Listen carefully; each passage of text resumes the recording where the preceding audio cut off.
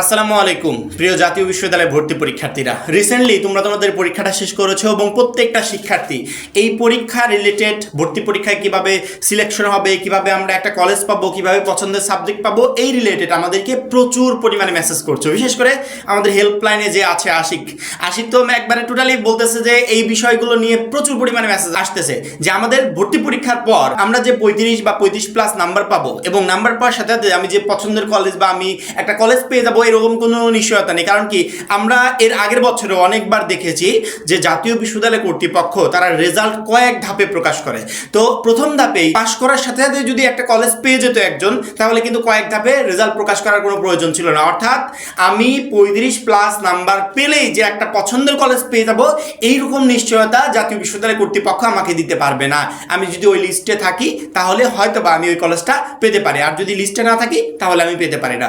উদাহরণস্বরূপ মনে করো একটা কলেজে 300টা সিট আছে আর তোমরা পরীক্ষা দিয়েছো 3000 জন শিক্ষার্থী। আবারও বলি, একটা কলেজে সিট আছে 300টা, পরীক্ষা দিয়েছো 3000 জন শিক্ষার্থী। কলেজ কর্তৃপক্ষ চাইলেও কি তোমাদের পাশ করায় 3000 জনকে নিতে পারবে? মানে তোমরা 3000 জনই পরীক্ষায় পাশ করেছো, কলেজ কর্তৃপক্ষ চাইলেই কি তোমাদের সবাইকে নিতে পারবে?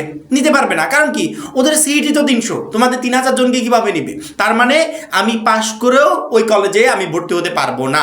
এখন ওই কলেজে তাহলে ভর্তি হবে কারা? 3000 জনই তো পাশ করলাম, তাহলে ভর্তি হবে কারা? মূলত আমাদের সিলেকশন হয় দুইটা পদ্ধতিতে।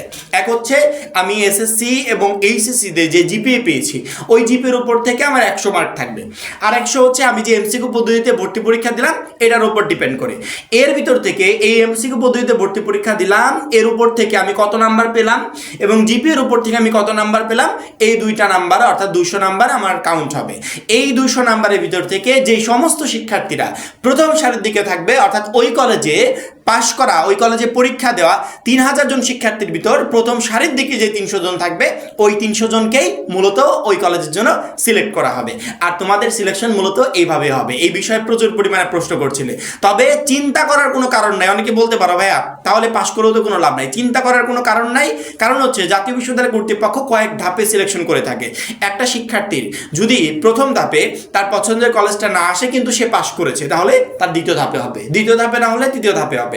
এইভাবে কয়েক ধাপে সিলেকশনের মাধ্যমে তুমি ইনশাল্লাহ তোমার পছন্দের কলেজটা হয়তো পেয়ে যাবে, অথবা তুমি যে কলেজে প্রথমবার চয়েস দিয়েছিলে সেই কলেজটা না পেয়ে পরবর্তীতে অন্য একটা কলেজ পাবে। তবে পাশ করা প্রত্যেকটা শিক্ষার্থী যে একটা করে কলেজ পাবে এতটুকু নিশ্চয়তা আমি দিতে পারি। আশা করি সিলেকশনের ব্যাপারটা প্রত্যেকটা শিক্ষার্থী বুঝতে পেরেছো। এখন এই পর্যন্তই। পরবর্তী ভিডিওর জন্য অবশ্যই চ্যানেলটাকে সাবস্ক্রাইব করে রাখবে। সবাই ভালো থাকবে, সুস্থ থাকবে। আল্লাহ হাফেজ।